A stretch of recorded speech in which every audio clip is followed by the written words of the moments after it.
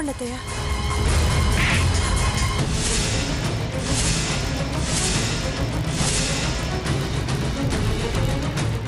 ఏయ్, నేనెలా కనిపిస్తున్నానే నీకు? ఇందాకటి దాకా గదిలో ఉన్నట్టు ఏమార్చావు, తర్వాత వారెక్కడికి వెళ్ళారో తెలియదు అత్తయ్యా అన్నావు. వాడి సంగతి తెలియకుండానే నాకు అబద్ధాల హరికథలు వినిపించావా నువ్వు?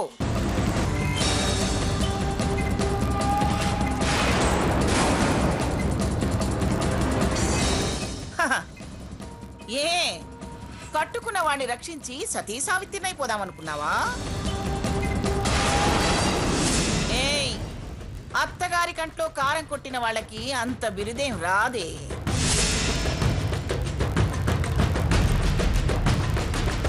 ఏమన్నావే? ఎక్కడికి వెళ్ళారో నాకు తెలియదు అత్తయ్యా అని నంగ నాటకాలాడతావా? పంపించిందే నువ్వు.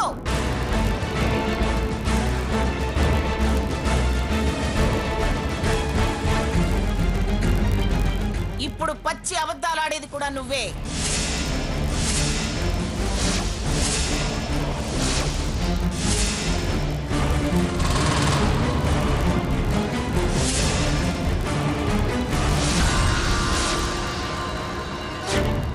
నేను వద్దన్న పనిని పంతం పట్టి చెయ్యడం, పైగా ఏమైనా అంటే నన్ను తప్పు పట్టడం.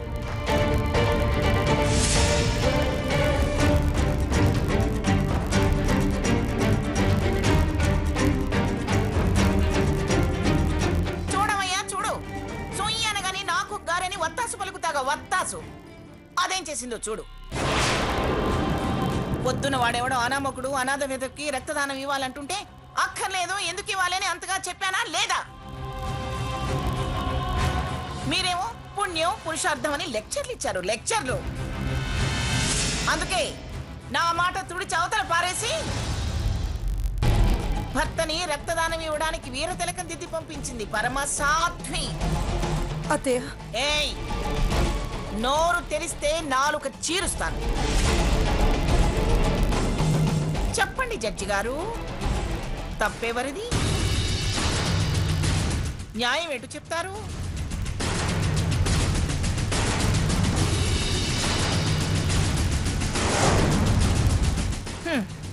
ఇంట్లో నిజం దాచి మొగ్గుణ్ణి దారానికి పంపించిన వాళ్ళ వైపా?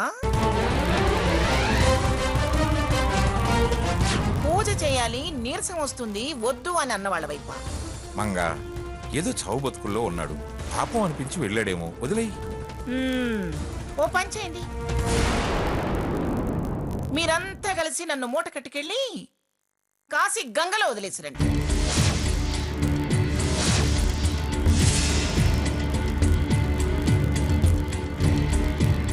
న్యాయం చెప్పవయ్యా మొగుడా అంటే వదిలే అంటావేమిటి?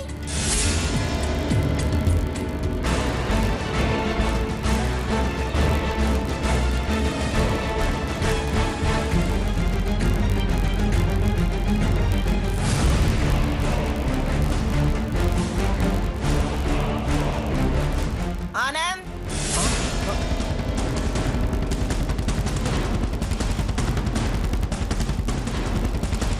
రా ఇటురా.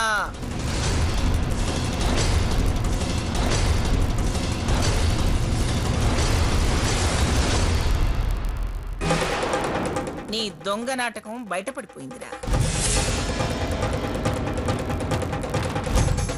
ఇక దొంగతనం గాటెళ్లాల్సిన అవసరం లేదు. సింహద్వారమే దొంగ ద్వారం. రా, ఇటువైపేరా. నీ పెళ్ళాము నా కళ్ళల్లో చల్లాల్సినంత కారం చల్లేసిందిరా. ఇప్పుడు నువ్వు ఎటొచ్చినా ఒకటే.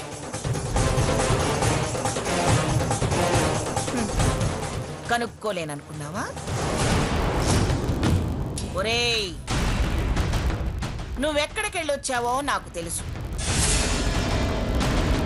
రాధాకృష్ణ నాకంతా విపులంగా చెప్పాడ్రా. నీ పెళ్ళాం మాటలు వింటే ఇదిగో ఇలా దొంగ బతుకే బతకాల్సి వస్తుంది. నీ పెళ్ళాం కరుణేష్ మంత్రేం కాదు, పెద్ద మాంత్రికురాలు. అమ్మా వద్దు, విషయం అంతా తెలిసాక ఇంకా సంజయ్ ఏమిట్రా? అవసరం లేదు, వెళ్ళు. వెళ్ళి ఆ ఆసుపత్రి బట్టలు మార్చుకురా, పూజకి టైం అవుతుంది.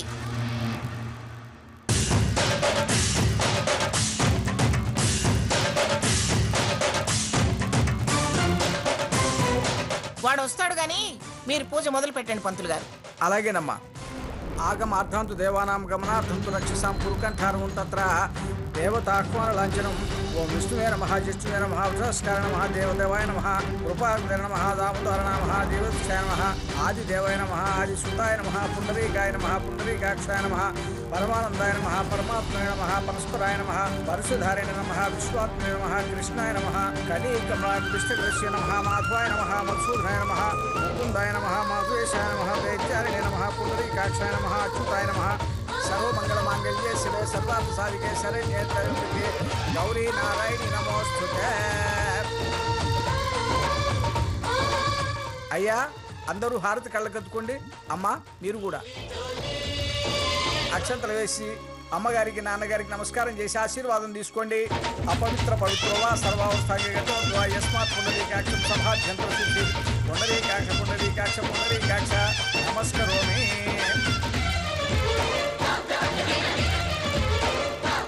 పైడి అంగారు భోజనాల ఏర్పాట్లన్నీ చూడు. అట్టగినం గారు.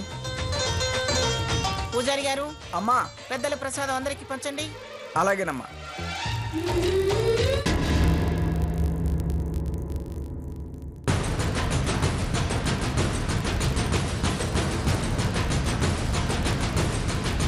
రాధాకృష్ణ ఆగక్కడ.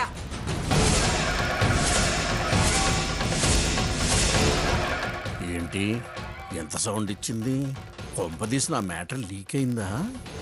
యార్డులో మిర్చి ఘాటుగా ఉందా?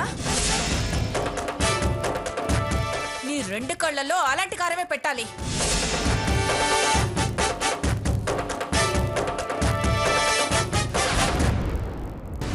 చెయ్యాల్సిందంత చేసి మళ్ళీ ఏ మొహం పెట్టుకుని మా గుమ్మల్లో అడుగు పెట్టావు?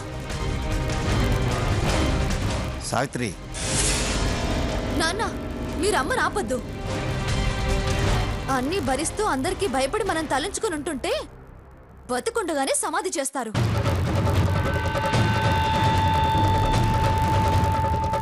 ఏం బాబాయ్, మీకు మేమేం ద్రోహం చేశామని మాకింత ద్రోహం చేయాలని చూసావు? ద్రోహమా? నేనేం చేశానమ్మా?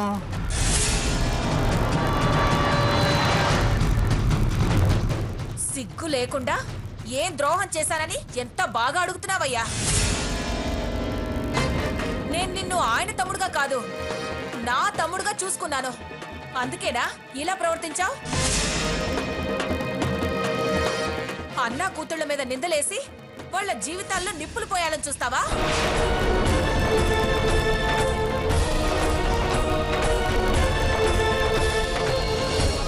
బావని అది కాస్త కలివిడిగా ఉంటే దాన్ని ఫోటో తీసి నలుగురికి చూపించి మా బతుకు నవ్వులు పాలు చేసినప్పుడే నిన్ను మెడపట్టి బయటికి గెంటి మళ్ళీ లోపలికి రాకుండా చెయ్యాల్సిందే.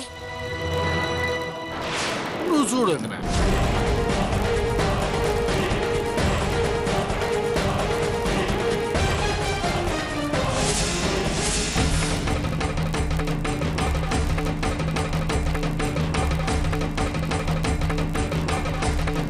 కానీ ఆయనకి ఒక్కగానొక్క రక్త సంబంధం, ఆయన మనసుకి కష్టం కలిగించడం ఎందుకు అని వెయ్యాల్సిన శిక్ష అల్లుడు గారు ఆ మంగమ్మ గారు వేసేర్లే అని సరిపుచ్చుకున్నావు. అదేనమ్మా, అదే అలసిగా తీసుకున్నాడు.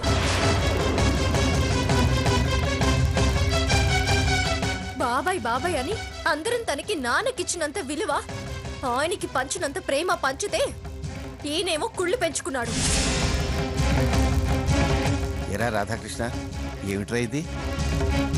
ఏదో నా మీద నా పిల్లల మీద ప్రేమతో 4 రోజులు పెళ్లికి ముందు వచ్చామని అనుకున్నాను, కానీ ఇంత దుర్మార్గపు ఆలోచనలతో వచ్చామని అనుకోలేదు. గొప్ప సంబంధం, ఏదో అనుభవించేస్తాం, సుఖపడిపోతాం, స్థాయి మారిపోతుంది అని అనుకొని వచ్చావా?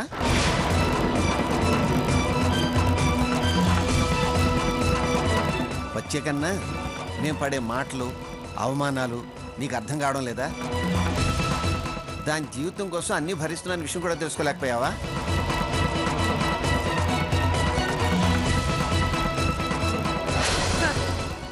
ఆలోచనే ఉంటే ఇలా పుల్లలు ఎందుకు పెడతాడు, మంట ఎందుకు ఎగతోస్తాడు? అన్న కూతుళ్ళు నీ కూతుళ్ళు కాదా?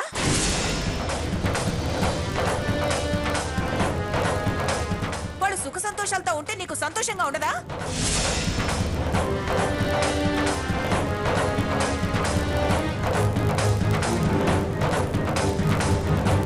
అదే మీ అన్నయ్య అయితే కనిపించిన ప్రతి మనిషికి నా తమ్ముడు కొడుకు డాక్టర్ చదువుతున్నాడని ఎంత గొప్పగా చెప్పుకుని మురిసిపోతారో.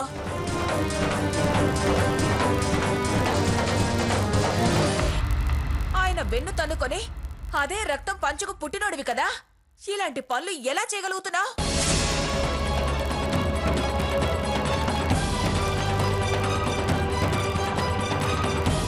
అసలు ఆయన కోపం అనేది ఎరగరు, పరాయి వాళ్ళని పల్లెత్తు మాట కూడా అనరు. ఆయన తమ్ముడివి నీకిలా కాపురాలు కూల్చే బుద్ధి ఎక్కడి నుంచి వచ్చింది?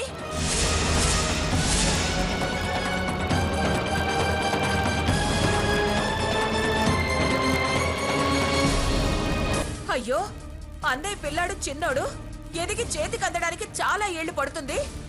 పెద్దదానికి పెళ్ళైనా ఇంకా గుండెల మీద 2 కుంపట్లున్నాయి.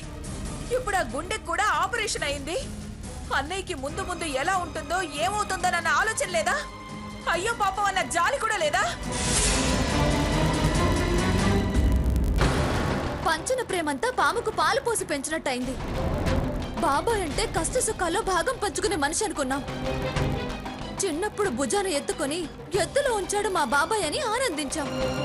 కానీ ఇలా మేం పెరిగాక మా జీవితాన్ని, మా భవిష్యత్తుని ఇలా భూమిలో పాతేయాలని చూస్తాడు అనుకోలేదు. ఆడపిల్లల జీవితాలను ఏ విధంగా పాడు చేసినా దుర్మార్గుడు అన్నట్టేగా. ఎదురుపడి దాడి చేసేవాడి కంటే నీలాంటి వాడితోనే ఎక్కువ ప్రమాదం.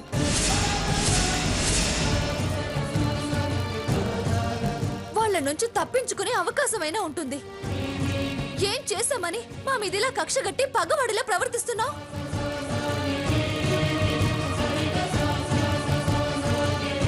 ఎంత అమాయకురాలివమ్మా. బాగుపడిపోతామన్న కుళ్ళు తప్ప మరో ఆలోచనే ఉంటే ఇలాంటి పనులు ఎందుకు చేస్తాడు?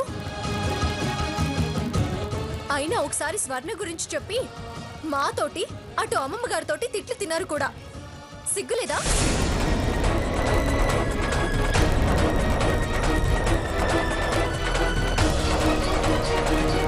నా పెళ్లి చెడగొడితే నీకొచ్చే లాభం ఏంటి బాబు? చచ్చా, అలా పిలవాలంటేనే అసహ్యం వేస్తుంది. ఎంత అమాయకురాలివమ్మా.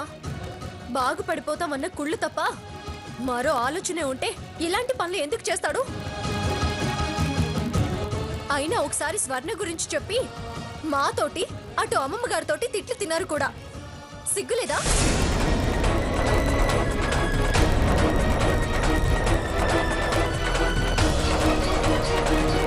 నా పెళ్లి చెడగొడితే నీకొచ్చే లాభం ఏంటి బాబు? చచ్చా, అలా పిలవాలంటేనే అసహ్యం వేస్తుంది.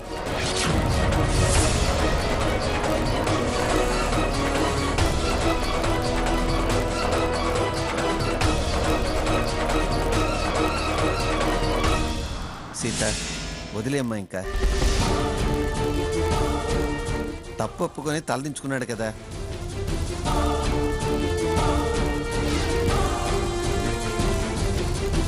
చచ్చిన పావుని ఇంకా చంపకూడదు.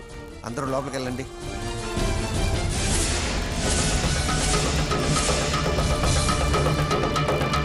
పదండి అనగానే సిగ్గు శరం లేకుండా ఎంత బాగా ఇటు అడిగేస్తున్నారు. చేసి నిర్వాకం చాలు, వెనక్కి తిరగండి. నా మొగుడు చేసింది తప్పే, క్షమించమని అడగటానికి సిగ్గేస్తోంది.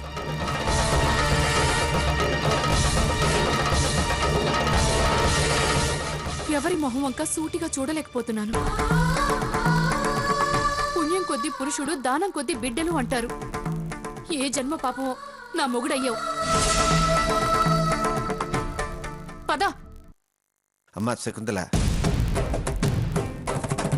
మరీ అంత మంచితనం పనికిరాదు బావగారు. మీకు మీ తమ్ముడి మీద ప్రేమ ఉండొచ్చు, కానీ అది ఆయనకి ఉండాలిగా.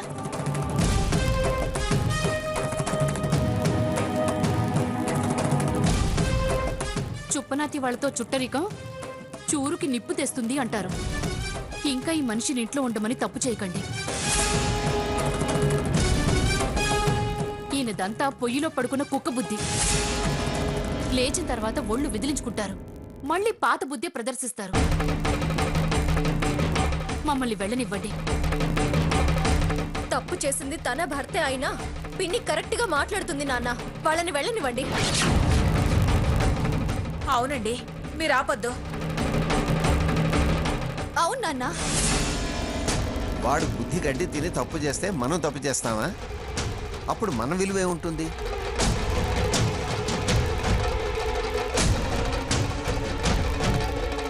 వాడి తప్పుకి ఆ భగవంతుడే శిక్ష విధిస్తాడు. వాడిని ఇప్పుడు బయటికి పంపిస్తే మంగమ్మ గారి వియ్యం అందుకునేసరికి రామచంద్రకి కళ్ళు నెత్తికెక్కాయి. తమ్ముడుంటే నామర్దాన్ని తరిమేశాడు అని 10 మంది అనుకుంటారు. రేపు పొద్దున్నే ఊరికెళ్తే నేను తల దించుకొని తిరగాల్సి వస్తుంది. అది కాదండి. నువ్వు ఇంకేం మాట్లాడు సావిత్రి, వాడు ఇక్కడే ఉంటాడు.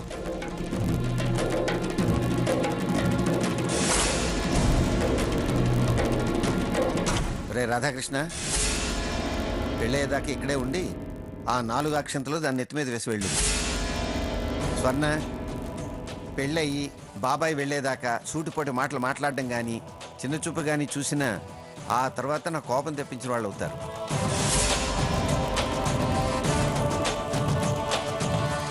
వెళ్ళరా నువ్వు, వెళ్ళి లోపలికి వెళ్ళు. వెళ్ళరా నువ్వు.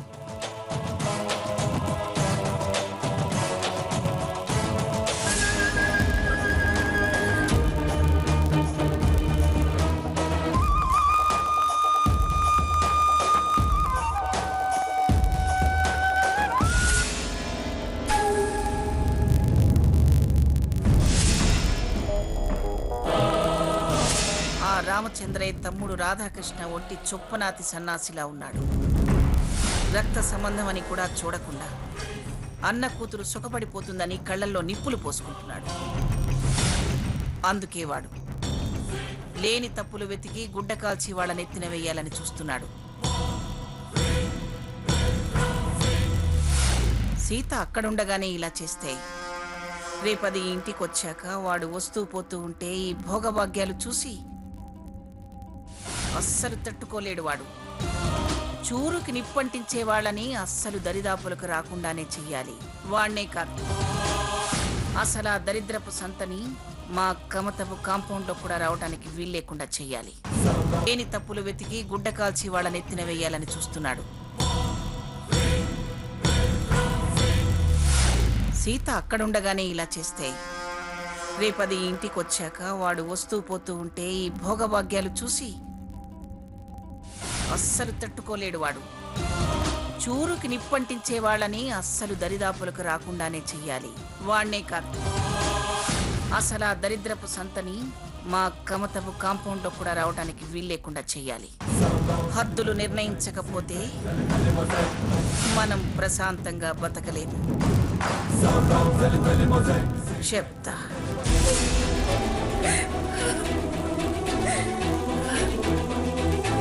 సావిత్రి, నేను వాడిని ఉండమన్నది వాడి మీద ప్రేమతో కాదు, మిమ్మల్ని బాధ పెట్టాలని అంతకన్నా కాదు. మన కళ్ళ ఎదుట ఉంటూనే ఇంత ద్రోహం తలపెట్టాడు. వాడి దారిని వాడిని వదిలేస్తే పచ్చ గడ్డి కూడా భూమి మీద మొలవనివాడు. చెలవులు పలవలు అల్లి మన కళల్ని తలకిందులు చేస్తాడు. వాడి మీద ఒక కన్నేసి ఉంచడానికి వీలవుతుందని వాడిని ఇక్కడ ఉండమన్నాను. అర్థం చేసుకో. దొంగను బంధించి బాధటం కన్నా బాధ్యత అప్పగిస్తే ఆలోచనలో పడతాడు. మనకి నష్టం కలగదు.